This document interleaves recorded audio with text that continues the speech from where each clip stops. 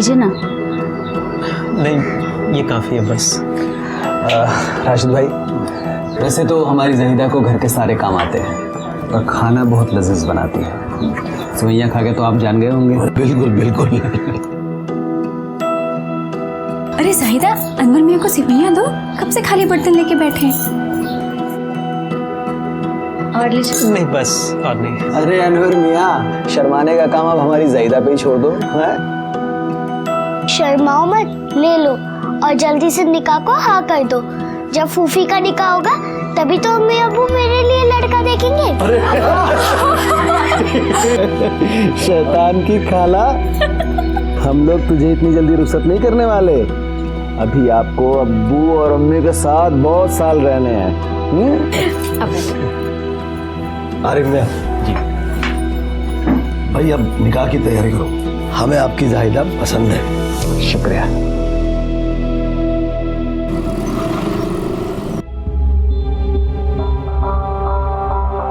कैसा है? हाँ, ये पकड़ 2 दिन का एडवांस, चाबी दे रूम की। ये लो भाईजान। अब भाईजान, वो आईडी भी लगेगा ना? आजकल मामला बहुत ही स्ट्रिक्ट हो गया है। ये ले।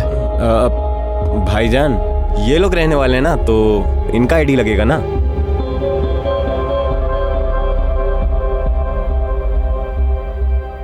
ये ले आईडी। और कुछ मांगता नहीं। ठीक है। सुनील, साहब का सामान ले जा कमरे तक। आप लोग आराम कीजिए, नहाइए धोइए, अपन गाड़ी का इंतजाम करके आता है। शुक्रिया।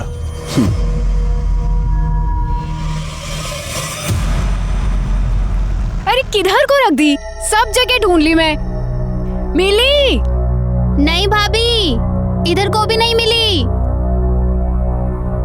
किधर को रखी तूने? इधर ड्रेसिंग टेबल पे ही रखी थी। मैं बोली थी ना तेरे को, हाँ सोने की वाली है, खेलने की चीज नहीं है। पर सुनती किधर को है ये?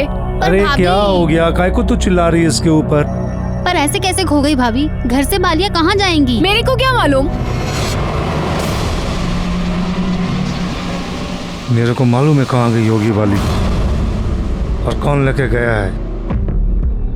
ये है अब उनका वर्ली सीलिंग, मस्त है ना? भाईजान, शाहरुख का घर देख सकते हैं क्या? शाहरुख का नहीं, सलमान का। अरे अपन आप दोनों को दोनों का दिखाते हैं ना, क्या टेंशन है? भाईजान, वो घर पे मिलेंगे क्या? उनके साथ एक फोटो निकालनी है। हाँ, वो तो बैठे होंगे कि आसमां आएगी, फिर तुम्हारे साथ फोटो निकालेंगे, उसके बाद काम पे जाएंगे। वैसे चीफ मिनिस्टर कहाँ होगा?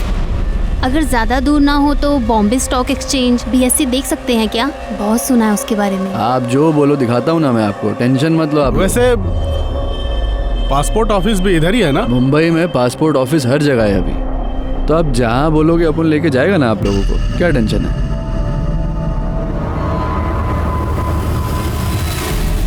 और सुन ध्यान से, एक भी कोना छूटना नहीं चाहिए। अरे सुनिए ना, बहुत घबराहट हो रही है। काहे को?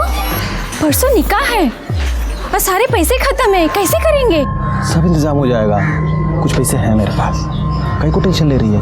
अगर पैसे कम होंगे ना तो गाड़ी बेच देंगे, दोबारा आ जाएगी।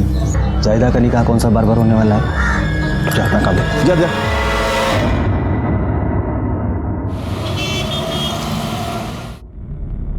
यूनुस भाई, हमें कुछ और दिनों तक ठहरना पड़ेगा, इतना लंबा होटल में रह नहीं सकते, कुछ और इंतजाम कीजिए ना। हो जाएगा ना भाई, अपन एक काम करते हैं, अपन एक 1 BHK लेते हैं ना भाड़े पे, टेंशन नहीं कोई।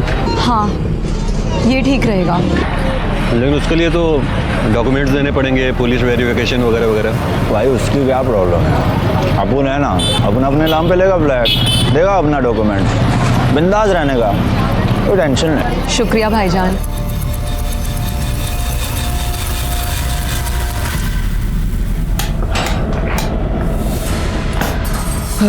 ये है घर, देखिए।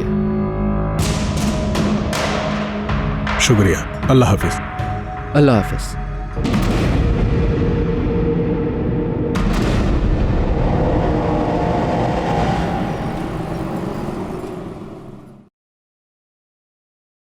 रिश्तेदार है वो तेरे, जो तू सब कुछ करके देगा उनको? पहले होटल में कमरा लेके दिया अपने नाम पे, अब भाड़े पे फ्लैट दिला रहा है, वो भी अपने नाम पे। ऐसा ना हो कि इतने लालच में तू कहीं फंस जाए। तू अपना काम कर। तेरे को मालूम क्या है? अरे अब उनको बहुत फायदा होने वाला है उनकी वजह से।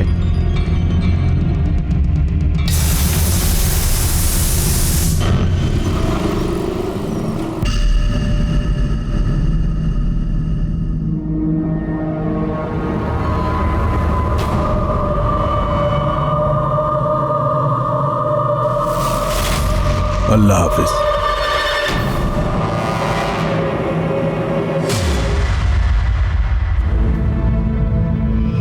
तुम काहे को इतना परेशान हो रहे हो?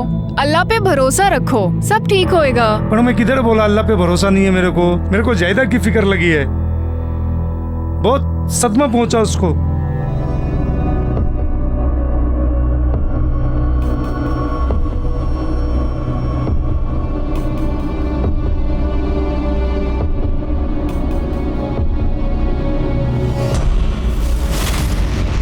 तुम देखना, वक्त के साथ सब ठीक हो जाएगा और जाहिदा भी संभल जाएगी।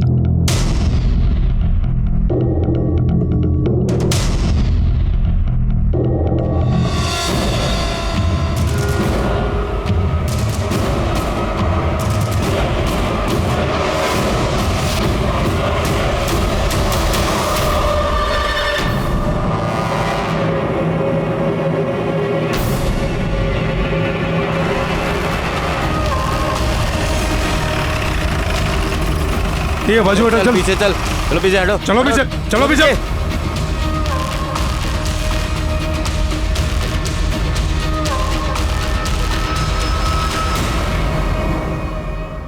शिरके, आसपास सीसीटीवी है क्या? देखो इधर बगल का संपर्ता का। किसी ने कुछ देखा था क्या? सर, जब मैं उधर से आ रहा था ना तो मैंने एक ट्रक देखा, बहुत तेजी से जा रहा था। और जब मैंने यहाँ आकर देखा तो एक्सीडेंट हुआ था और ये दोनों ऐसे ही पड़े थे। ट्रक का नंबर देखा? नहीं सर, एक्चुअली मैंने ही ध्यान नहीं दिया। मुझे लगा इनकी हेल्प करनी चाहिए और इसलिए मैं यहाँ पर आया तो ये लोग मरे पड़े थे। और फिर मैंने ही सर आपको कॉल किया।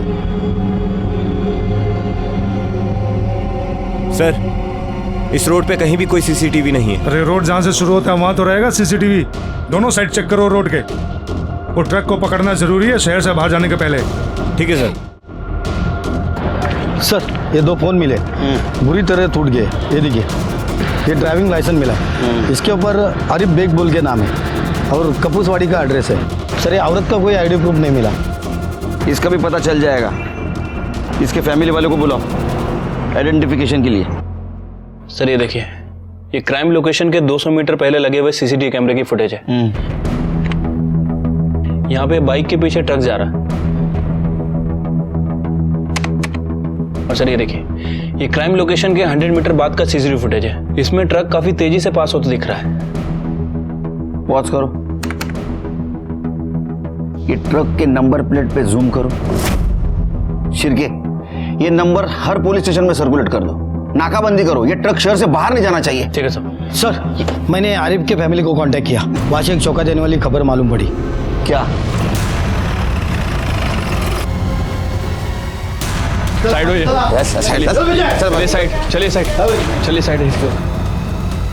साहब अंदर अंदर है। बॉडी को सबसे पहले किसने देखा था? सर अनम ने। मत रो बच्ची, सब ठीक हो जाएगा। मत रो, मत रो। आप कौन हैं?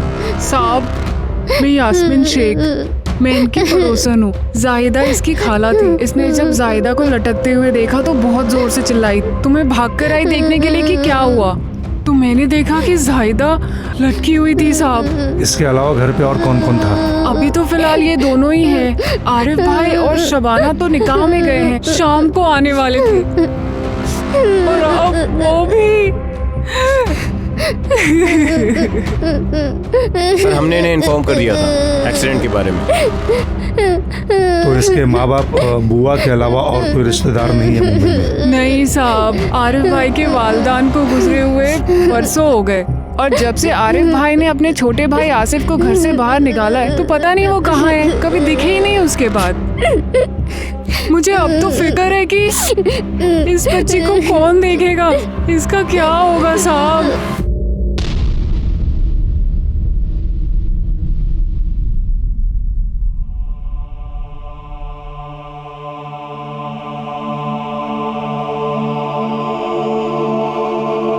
जब तक इसके रहने का इंतजाम नहीं होता यहीं रहने दो इसे।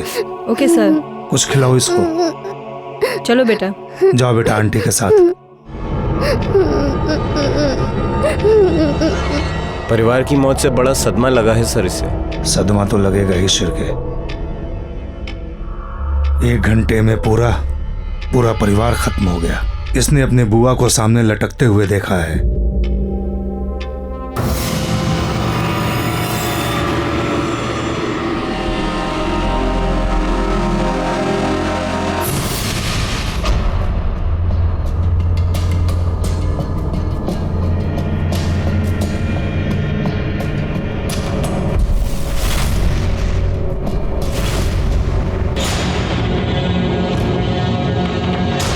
कोटलिया यही ट्रक लग रहा है, नंबर देख।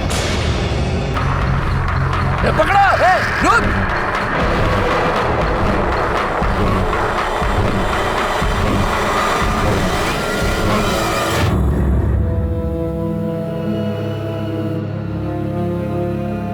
आंटी ने बताया तुमने खाना नहीं खाया। भूख नहीं लगी तुम्हें?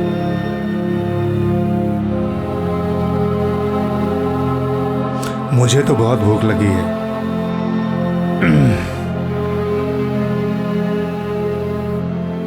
बहुत बढ़िया है, बहुत टेस्टी है, खाओ। मैं सिर्फ अम्मी के हाथ से ही खाना खाती हूँ।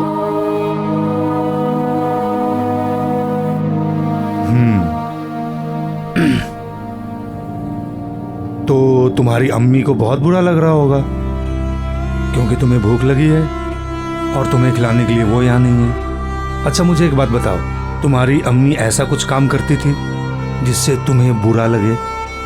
नहीं ना? फिर तुम्हें भी ऐसा काम नहीं करना चाहिए जिससे अम्मी को बुरा लगे। अगर तुम खाना नहीं खाओगी तो अम्मी को बुरा लगेगा, तुम खाना खाओगी तो अम्मी को अच्छा लगेगा। खाओ बेटा।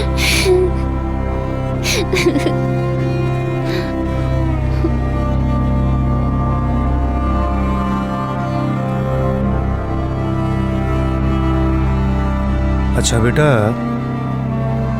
तुम्हारे आसिफ चाचू कहाँ हैं? आसिफ चाचू बहुत बुरे हैं। खाला बोलती थी कि वो नशा करते हैं और इसीलिए वो घर से सामान चुराते थे। और एक दिन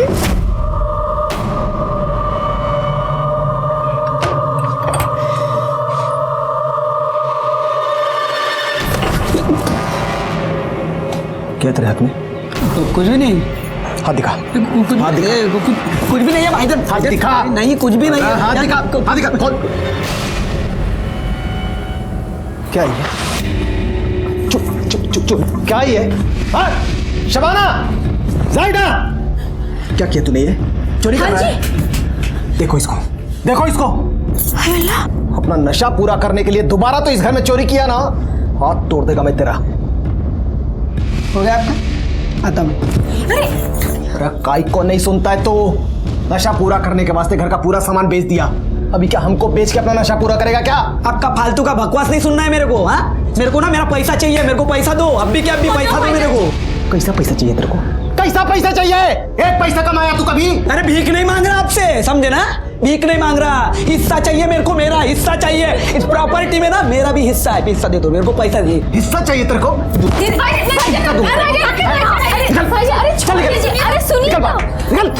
चल निकल यहाँ से। और दोबारा तो यहाँ दिखाई दिया ना मुझे, पाँव तोड़ दूंगा मैं तेरा। अभी तो मैं जा रहा हूँ, लेकिन हिस्सा तो मैं मेरा लेके रहूंगा और इसका बदला भी।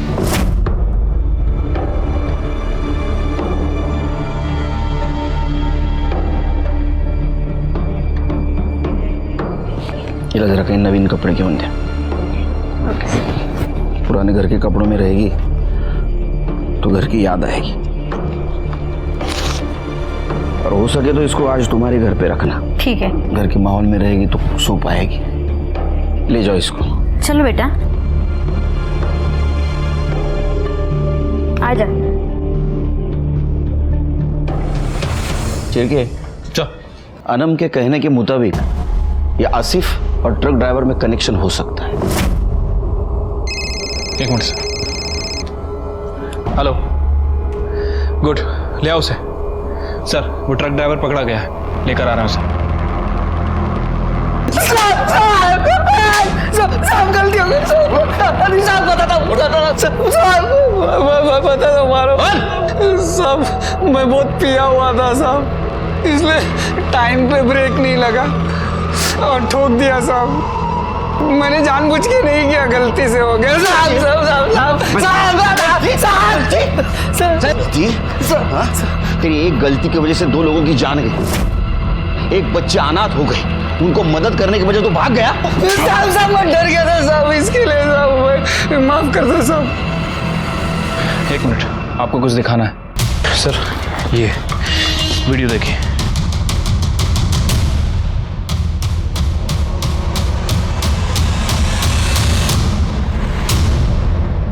मतलब ये एक्सीडेंट नहीं, मर्डर है।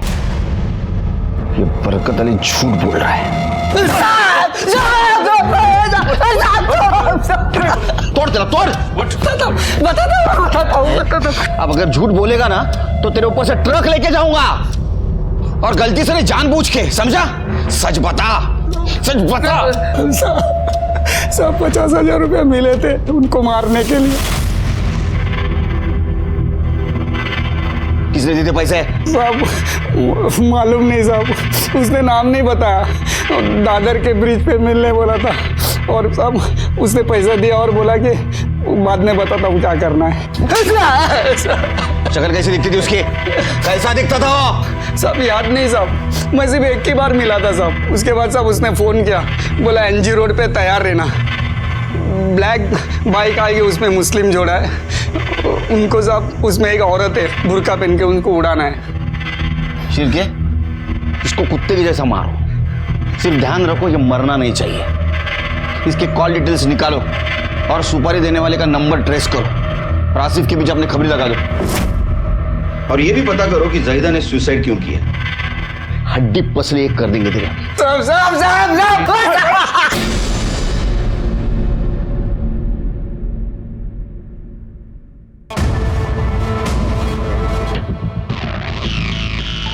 क्या बता सकते हैं कि ऐसा क्या हुआ कि जाहिदा ने सुसाइड कर लिया, या फिर ऐसा है कि किसी ने जाहिदा का मर्डर किया?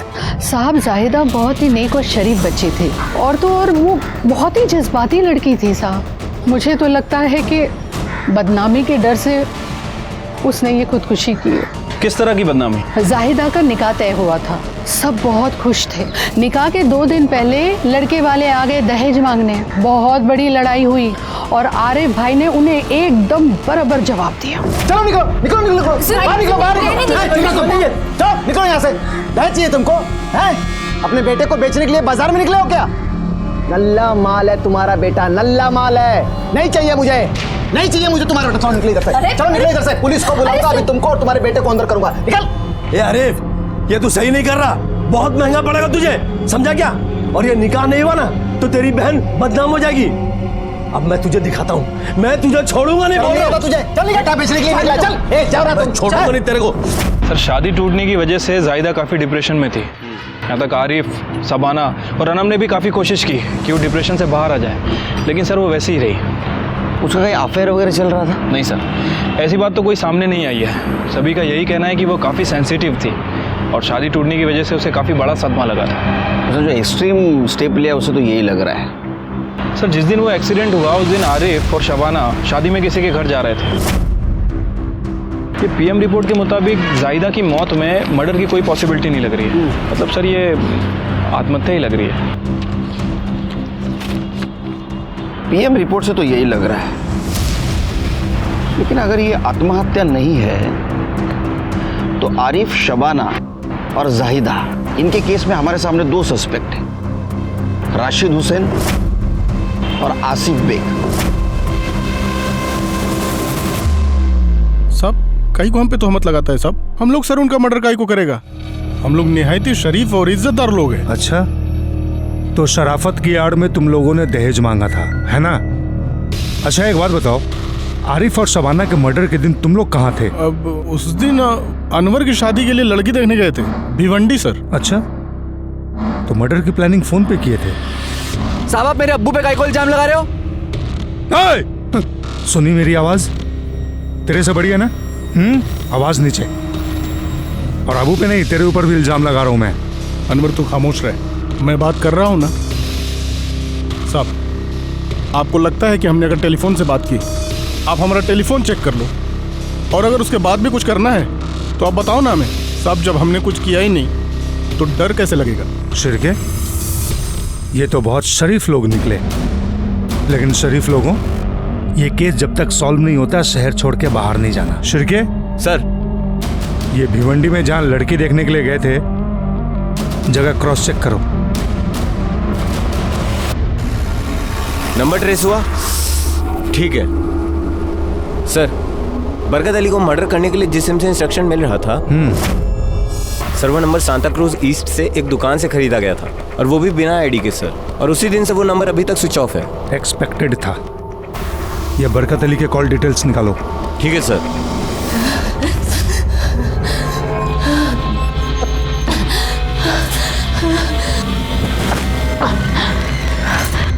सर, वो राशिद हुसैन सच बोल रहा था सर। वो भिवंडी में लड़की देखने गया था। ये देखिए। अच्छा, वो वीडियो किसने अपलोड किया, पता चला? यस सर, उस लड़के का नाम मनोज जोशी है और वो फिल्म मेकिंग का कोर्स कर रहा है। सर, उसने अपने प्रोजेक्ट के लिए सनसेट, ट्रैफिक सिग्नल, इन सब चीज़ों को कैप्चर कर रहा था। उसी में ये एक्सीडेंट भी कैप्चर हो गया सर। मैंने उससे बात की है। उसका कहना है कि अगर इन्वेस्टिगेशन में उसकी किसी तरह से ज़रूरत पड़े तो वो कॉपरेट करने के लिए तैयार है। और उस सिम का क्या हुआ? सर, बरकत अली को जिस सुपारी किलर का कॉल आया था, मैंने उस सिम के डीलर से बात की है। सर, उसका कहना है कि वो सिम हुसैन फैमिली में से किसी ने नहीं खरीदा था। और सर, हुसैन फैमिली के कॉल रिकॉर्ड के हिसाब से दोपहर 2 बजे से शाम के 6 बजे तक भिवंडी में ही थे। उनके रिकॉर्ड में कुछ भी सस्पिशियस नहीं मिला है। तो इसका मतलब हमारे सामने जो सस्पेक्ट है उसमें से बचा आसिफ बेग। वो है कहाँ?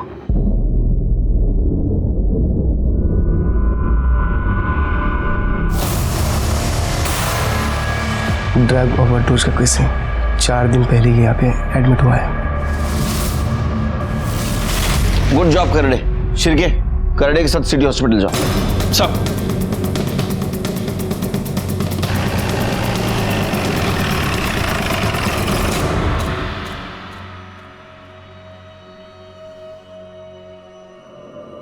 अरे वाह, कपड़े तो बड़े अच्छे लग रहे हैं आपको। अंकल, ज्यादा शक्कर अच्छी नहीं होती। हम लोगों ने स्कूल में भी ये पढ़ा है। अम्मी भी यही कहती थी। अम्मी अब्बू को भी कम शक्कर वाली चाय देती थी। अल्लाह, शबाना जी, सुबह सुबह इतनी फीकी चाय पीने का क्या मतलब है? थोड़ी तो शक्कर डाल दिया करो। जितनी शक्कर होनी चाहिए उतनी है। चाय पीनी है तो पियो, वरना छोड़ दो। अरे अनम,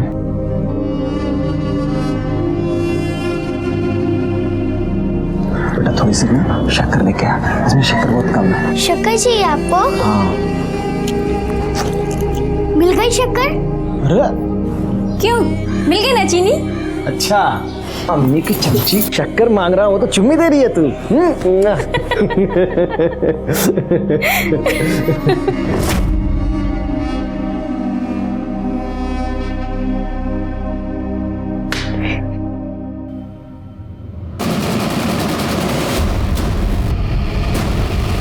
सर, ये जनरल वार्ड है, बेड नंबर 4।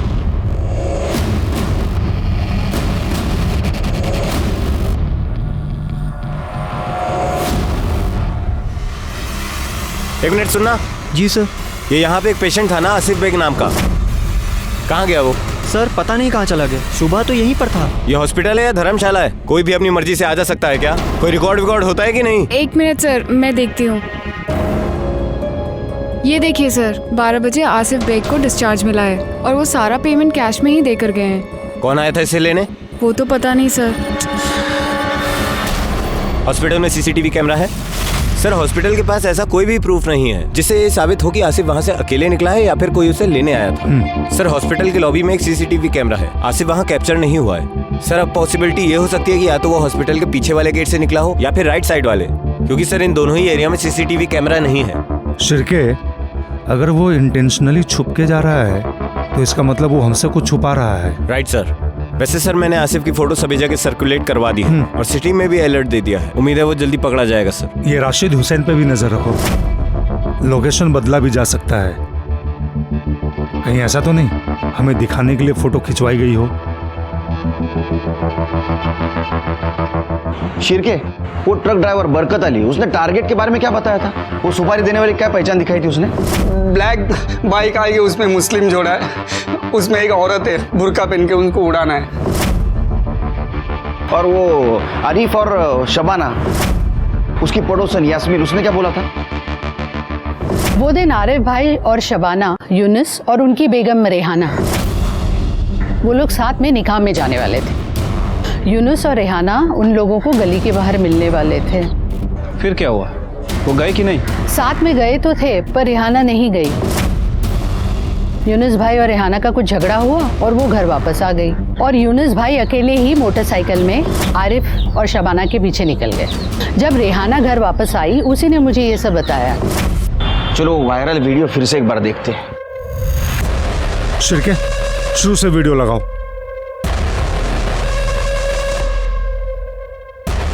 पॉज करो। उसको फिर से पहले से थोड़ा।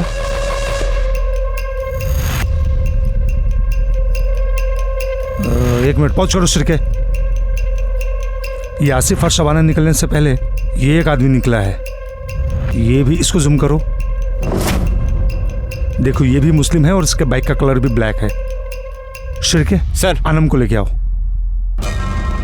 बेटा ये देख रहे हो बाइक पे, ये कौन है जानती हो? अंकल, ये यूनुस चाचू हैं, अब्बा के दोस्त।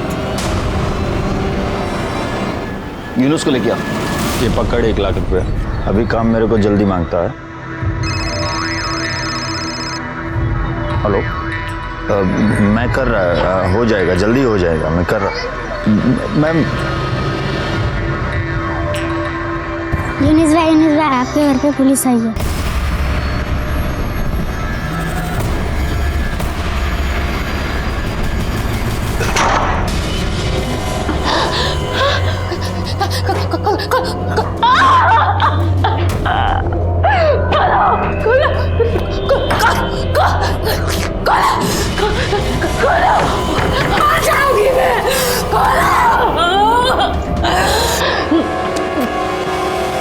यूनुस और उसकी बीवी रेहाना आरिफ और शबाना के मर्डर के दिन से गायब थे। कहीं ये इस बात का सबूत तो नहीं कि इस हत्या में उनका हाथ है? जब हम उसके घर पे छानबीन करने के लिए गए तो उसके घर को ताला लगा हुआ था और आसपास के पड़ोसियों को पता भी नहीं था कि मियाँ बीवी अचानक से कहाँ गायब हो गए। उसका फ़ोन भी हमने ट्रेस किया लेकिन उसका फ़ोन भी स्विच ऑफ आ रहा था। आसिफ और यूनुस की हमें तलाश थी।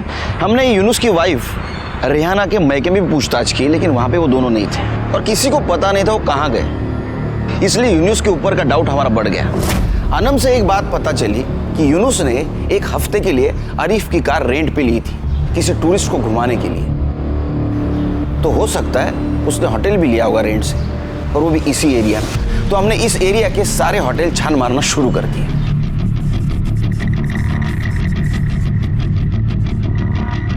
एक्सक्यूज मी, इसका नाम यूनुस है, ये आपके होटल में आया था? साहब चेक करना पड़ेगा, बताता हूँ। हाँ। नहीं साहब, इनको कभी देखा नहीं मैंने। नहीं देखा? नहीं। ये यूनुस भाई है, इनको तो पसंद है। क्या क्या क्या क्या कह रहा है? जा ऐसे काम कर, जा अपना काम कर, जा। झूठ बोलता है। साहब बता दो साहब, 1 हफ्ते पहले यूनुस भाई कपल को लेकर इस होटल में आए थे साहब। उन्होंने अपने नाम पे एक कमरा बुक करवाया था साहब।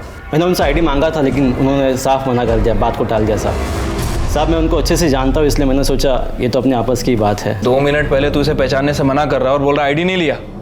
होटल में सीसीटीवी कैमरा है ना? है ना साहब। फुटेज चाहिए उसकी, चल ले क्या? अभी लाता हूँ साहब। जल्द। ये दोनों 2 दिनों तक होटल में थे।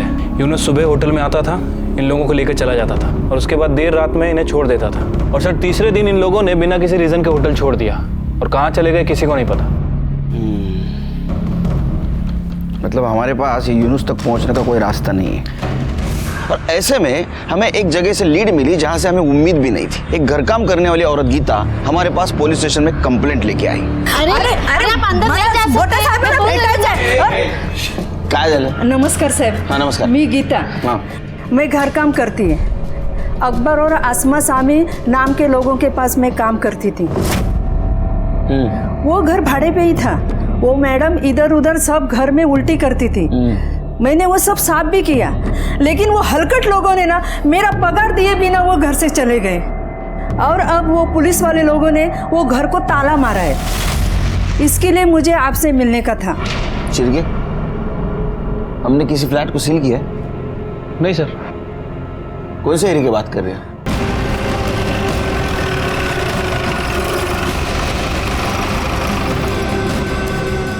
सर हे घर है.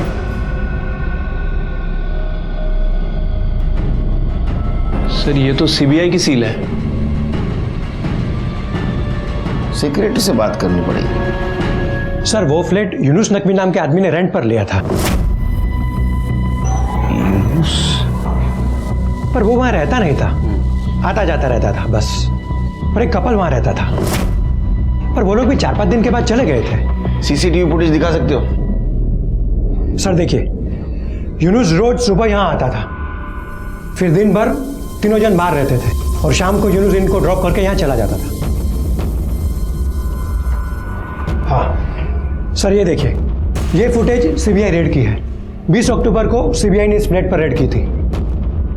ये यूनुस सीबीआई के साथ क्या कर रहा था? सर वही तो सीबीआई को यहाँ रेड करने के लिए लाया था. यूनुस? और ये यूनुस के साथ ये जो कपल थे, ये लोग कहाँ गए? सर वो दोनों कहाँ गए ये तो किसी को नहीं पता. पर ये देखिए, सीबीआई रेड के कुछ 1 घंटे पहले ये दोनों फ्लैट छोड़ के जा रहे हैं. इसके बाद कभी वो लोग वापस नहीं आए. सर आखिर यूनुस को उन कपल्स के बारे में ऐसा क्या पता चला कि उसने खुद सीबीआई की रेड करवाई?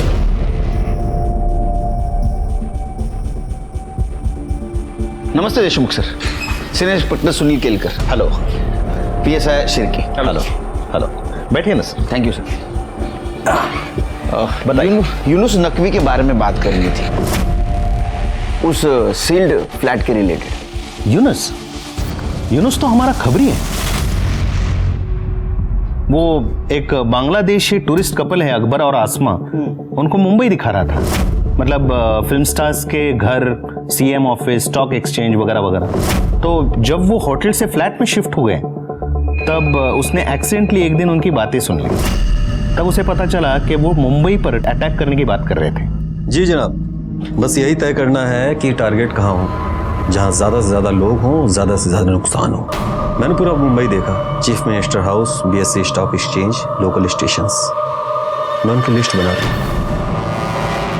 जैसे उसको पता चला कि वो टूरिस्ट नहीं, तो उसने फौरन हमें इन्फॉर्म कर दिया. हमने उस फ्लैट पे रेड किया, लेकिन तब तक वो जा चुके थे.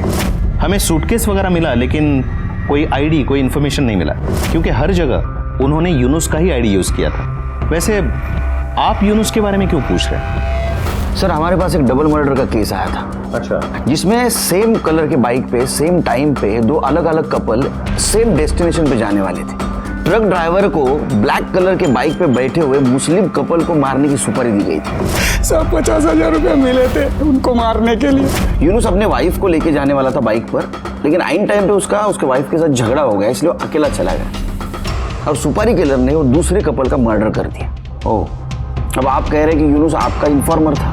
तो ऐसा हो सकता है सुपारी किलर ट्रक ड्राइवर का टारगेट यूनुस था, आरिफ और शबाना ने.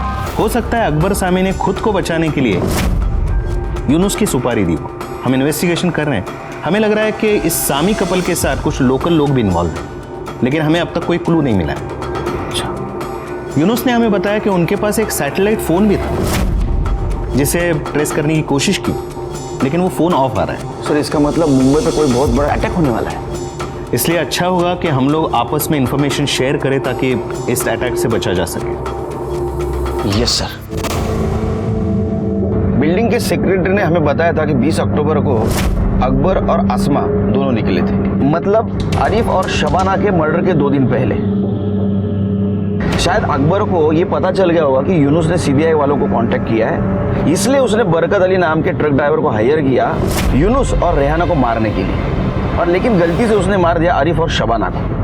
लेकिन ये अकबर है कहाँ? सर मुझे लगता है कि हमें इन तीनों को जल्दी से जल्दी पकड़ना चाहिए, क्योंकि ये जो यूनुस है ये पूरी तरह से इनोसेंट नहीं है सर। उसके बैंक डिटेल्स पे नजर रखो, ट्रांजैक्शन होता है तो उसको हम पकड़ सकते हैं। और ये गीता काम वाली बोल रही थी आसमा बीमार है, वो मैडम इधर उधर सब घर में उल्टी करती थी। तो किसी हॉस्पिटल में भी उसको ट्रीटमेंट के लिए लेके गया होगा, वो भी चेक करो।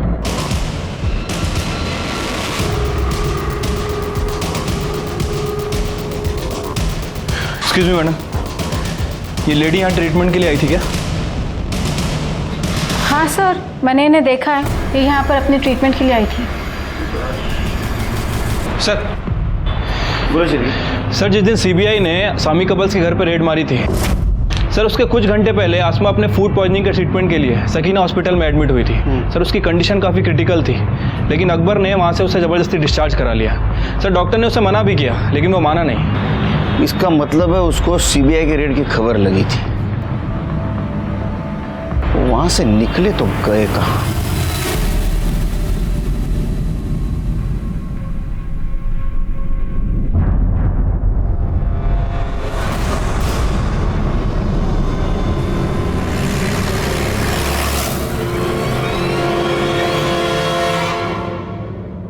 आइए सर। सर टेक्निकल टीम के मुताबिक लड़की की उम्र 30 से 35 साल के आसपास है। बॉडी काफ़ी देर से पानी में थी सर, इसलिए पूरी तरह से डिकम्पोज हो चुकी है, और ये चेहरा भी शायद मछलियों ने खा लिया है सर। और सर ये देखिए, ये लड़की के हाथ पे कुछ टैटू है, हो सकता है इसकी मदद से हम इसे पहचान पाएँ, क्योंकि इसके आसपास तो हमें कोई आईडी नहीं मिली है। बॉडी पे कोई और इंजरी मिली? नहीं सर, बॉडी पे कोई भी इंजरी नहीं है, ये मैंने खरोच तक नहीं है।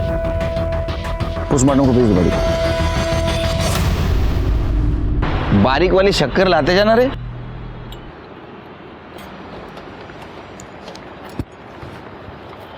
सर पिछले 4 दिनों में यूनुस ने खेरवाड़ी पुलिस स्टेशन के अलग अलग एरिया से तकरीबन 1 लाख रुपए विड्रॉल किए हैं। हाँ, और सर ये सभी एटीएम्स खेरवाड़ी एरिया में। सर पूरी पॉसिबिलिटी हो सकती है कि यूनुस खेरवाड़ी एरिया में छुपा हो सकता है। सर मैंने अपनी टीम को सिविल ड्रेसेस में वहाँ पे तैनात कर दिया है, और सर बैंक एम्प्लॉयज़ को भी कह दिया है कि जैसे ही वो पैसे विड्रॉल करें हमें इन्फॉर्म करें। गुड जॉब शिरकी, अब यूनुस जल्दी हमारे हाथ में आ जाएगा। एक मिनट सर।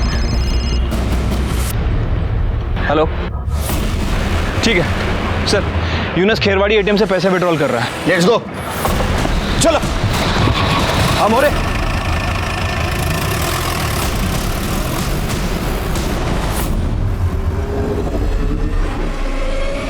कहाँ है? सर बच्चा आया था पैसे निकालने। यूनुस कहाँ है? सर यूनुस खुद नहीं आया था पैसे निकालने के लिए, उसने अपना डेबिट कार्ड और पिन नंबर देकर इस बच्चे को भेजा था पैसे निकालने के लिए। ये देखिए। बेटा ये डेबिट कार्ड किसने दिया आपको? मुर्गी वाली आंटी बोली थी अगर मैं पैसे निकाल के दूंगा तो वो मेरे को 100 रुपए का इनाम देगी। मुर्गी वाली आंटी? उनने बोला था कि चौराहे पे आना। चौराहे पे? ये पकड़ो, इसको चौराहे पे जाने दो। शिरके इसके ऊपर नजर रखो, वो बच्चे से पैसे लेने जरूर आएगी, बच के नहीं जानी चाहिए।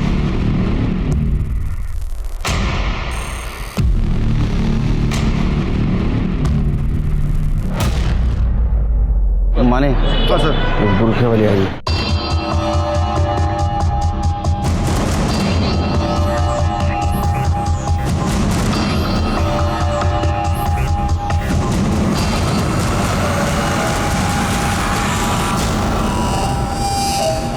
चलो सीधे।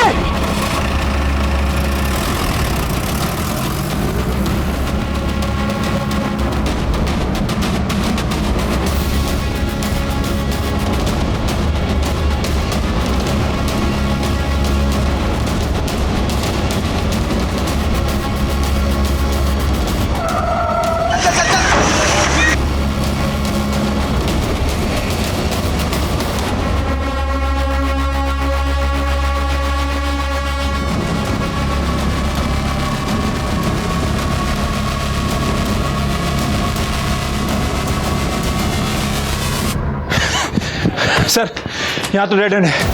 इन्हीं में से किसी घर में होगा, हर घर चेक करो। माने उधर कॉर्नर पे रुको।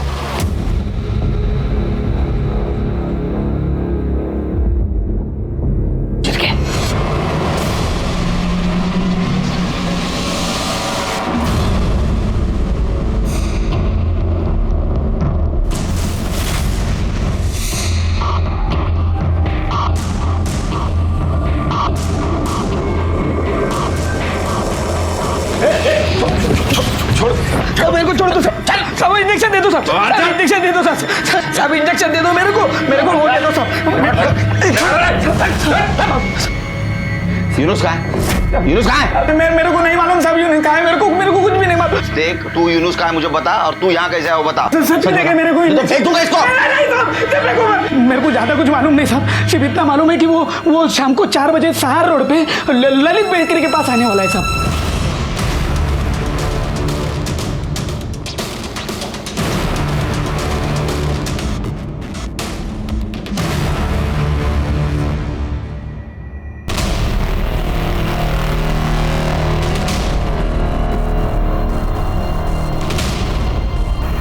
रुक, गोली मार दूंगा, रुक।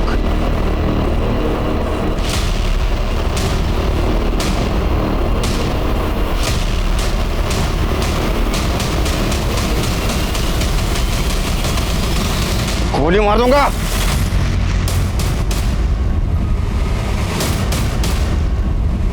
गाड़ी साइड में ले, निकल बाहर। कहाँ भाग रहा तेरे? कौन कौन है गाड़ी में? बाहर निकालो उसको। बैंक में से कुछ कैश और इन दोनों हस्बैंड वाइफ के नाम का इंडियन फेक पासपोर्ट मिला है। ये सब कुछ तेरे कारण हुआ है। लेके चलो इनको सबको, चल। साहब ने सीबीआई को खबर किया तो इसको और आसमा को भागना पड़ा साहब, जिसमें आसमा मर गई साहब। तभी इसने अपन की बीवी रेहाना का किडनैप किया और मेरे को ब्लैकमेल करने लगा। बोला कि जाली पासपोर्ट निकाल के दे, नहीं निकाल के देगा तो तेरी बीवी का कत्ल कर देगा। आरिफ और शबाना की सुपारी क्यों दी थी? सुपारी तो साहब अपन की और रेहाना की दी गई थी। वो लोग तो ड्राइवर ने गलती से मार दिया उन दोनों को। किसने दी थी सुपारी? लैंड माफिया का राजन ढोलकिया साहब, वही मेरे को इन लोगों से मिलवाया साहब। उसको लगता है अपन सीबीआई के सामने उसका नाम भी उगल देगा, क्योंकि राजन ढोलकिया इन लोगों का मुंबई का कॉन्टैक्ट है साहब। बस इतना ही? और कुछ बोलना चाहता है तू? जिसके लिए अपन राजन ढोलकिया से एक बहुत बड़ी डील की साहब। क्या डील थी? अपन को 1 लाख रुपया दिया मुंह बंद रखने के लिए। तब अल्लाह कसम, जिस दिन अपन को मालूम पड़ा ना कि ये लोग टेररिस्ट है साहब, अपन सीधा सीबीआई के पास चला गया साहब। सच बोल रहे हैं। बोल, तू बोल। मैं तो ऐसी जगह पे भेज दूंगा ना जहाँ पासपोर्ट की जरूरत भी नहीं। 50 को 1 कम है सिर्फ। बोल। साहब, आसमा को अस्पताल में भर्ती करवाने के बाद फारिग होके मैं घर पहुंचा। सीबीआई की रेड पड़ी हुई थी साहब, और ये यूनुस घर के बाहर खड़ा हुआ था, बहुत बेफिक्र लग रहा था। मैं समझ गया कि सीबीआई वालों को यही लेके आया होगा। मैं हॉस्पिटल जाकर आसमा को डिस्चार्ज करवाया, पर बीमारी के कारण उसका इंतकाल हो गया। लाश को दफनाने की सूरत नहीं थी, इसलिए मैंने उसकी लाश को नाले में फेंक दिया सर।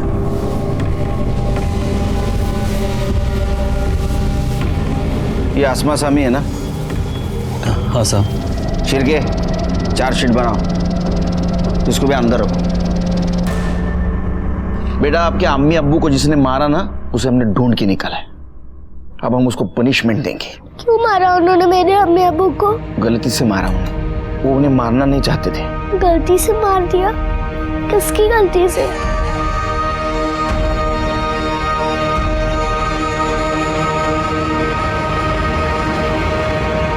लैंड और ड्रग माफिया राजन ढोलकिया को आरिफ और शबाना के मर्डर केस में अरेस्ट कर लिया गया। उसने ये भी कन्फेस किया कि वो यूनुस को मारना चाहता था, क्योंकि यूनुस ने उससे पैसे लिए थे, लेकिन फिर भी उसने सीबीआई को इन्फॉर्म किया था।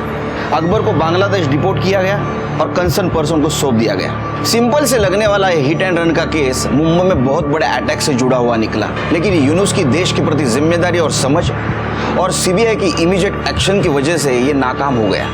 इसी के साथ मैं सीनियर इंस्पेक्टर सुनील केलकर आप सबसे विदा लेता हूं। फिर मिलेंगे क्राइम पेट्रोल दस्तक के अगले भाग में। तब तक के लिए सतर्क रहिए, तो देखते रहिए क्राइम पेट्रोल दस्तक। मकसद बताना नहीं, बचाना है। जय हिंद।